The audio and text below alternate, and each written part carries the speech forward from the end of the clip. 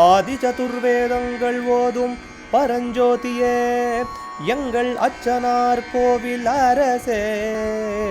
நம்புவோர்க்கு உபகாரி என்பதில் இவரன்றியில் நாட்டில் ஓர் தெய்வம் யார்கான். ஆதி சதுர்வேதங்கள் ஓதும் பரஞ்சோதியே எங்கள் அச்சனார் கோவில் அரசே. சுவாமியே சரணமையப்பா. அச்சங்கோவில் அரசே சரணமையப்பா. பகவானுடைய திருப்பெயர் நாம வரிசை 41வது நாம புரத்ராத்ரே நமஹ. நகரங்களை காப்பவனுக்கு நமஸ்காரம். புற நகரங்கள், திராதா காப்பவன். இந்த இடத்துல புறம்னு சொல்லி சொன்னால் நகரம்னு அர்த்தம். புராண காலங்களில் கோட்டையுள்ள நகரங்களை இந்த நாமாவானது குறிக்கிறது. முதல்ல சொன்ன நாமா முப்புறங்களை அழிக்கிறது.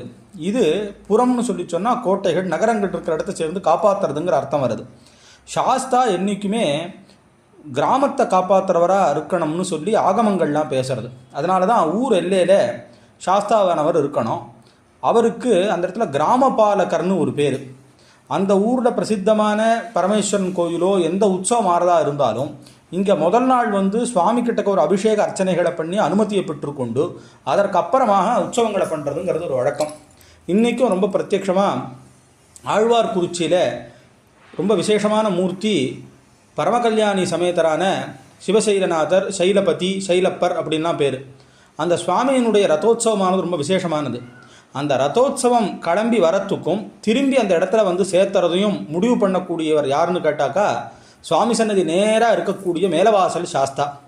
அவர்கிட்டக்க உத்தரவு கேட்டுத்தான் இன்றைக்கும் அந்த ஊரில் ரதோத்சவம் தேரானது இழுக்கப்படுறது. அதில் சுவாமி அதே நேரத்துக்கு கொண்டு சேர்த்துற அற்புதத்தையும் இன்றைக்கும் அந்த இடத்துல பார்க்கலாம். அதனால் ஒரு ஊருன்னு சொல்லி சொன்னால் அந்த ஊருக்கு லட்சணங்கள்லாம் சாஸ்திரங்களில் சொல்கிறது. இந்த இடத்துல இந்த இடம் கோவில் இருக்கணும், வடக்க துர்கம் இருக்கணும், இல்லை பத்ரகாளி இருக்கணும், இந்த மாதிரிலாம் சொல்கிற இடங்களில் சாஸ்தாவானவர் ஐயனாருங்கிற பேரோடு இருந்து இந்த எல்லா பூதங்களையும் அவர் தான் தன் வசம் வச்சுட்டு இருக்கார். அதனால் அவர் கட்டில் தான் இதெல்லாம் இருக்குங்கிறத புரத்ராத்ரே நமஹா, புறங்களை காப்பாற்றுவோன்னு ஒரு அர்த்தம். இதுக்கு விசேஷமான மேற்கோளாக சிலப்பதிகார உரையினுடைய மேற்கோள் இருக்கக்கூடியதான ஒரு செய்யுள். கச்சி வளைக்கச்சி காமக்கோட்டம் காவல் மெச்சி திணிதிருக்கும் மெய்ச்சாத்தன். சாத்தன்கிற பேர் சாஸ்தாவுக்கு தான். காமக்கோட்டம்னு சொல்லி சொன்னால் காஞ்சிபுரம். அதை காப்பாற்றுறதுக்கு சாஸ்தா இருக்காராம். அதனால தான் இன்றைக்கும் காஞ்சிபுரத்தை காமாட்சியினுடைய சன்னதியை போய் தரிசனம் பண்ணுறவங்களுக்கு தெரியும். காமாட்சிக்கு பின்னாடியே பூர்ண புஷ்கலா சமேதராக சாஸ்தா இருக்கார். அதுவும் இல்லாமல் முதலே நாம் பார்த்தோம் சுவாமி இவர் விசேஷமாக காஞ்சிபுரத்தில் பூஜை பண்ணியிருக்காருங்கிற அர்த்தமும் தெரியறதுக்கு தான் காஞ்சி புராணத்தில் கச்சவேஷ படலத்தில் 12வது பாட்டில் துர்க்கையும் சாத்தனும் இரவியும் வைரவத்தோன்றலும் நற்கரிமுகனுடன் ஐவரும் கச்சபநாயகன் பொற் கமலப்பாதம் பூசணையாற்றி அங்கு உடன் அமர்ந்து துர்க்கமில் கணங்களோடும் அப்புரி காவல் பூண்டு உருவரால்.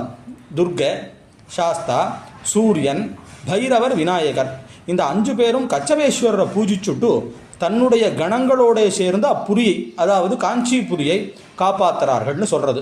இந்த இடத்துல காஞ்சிபுரம்னு சொன்னதுக்கு என்ன விசேஷ காரணம்னா அது ஸ்ரீபுரமான ஒரு ஊர்.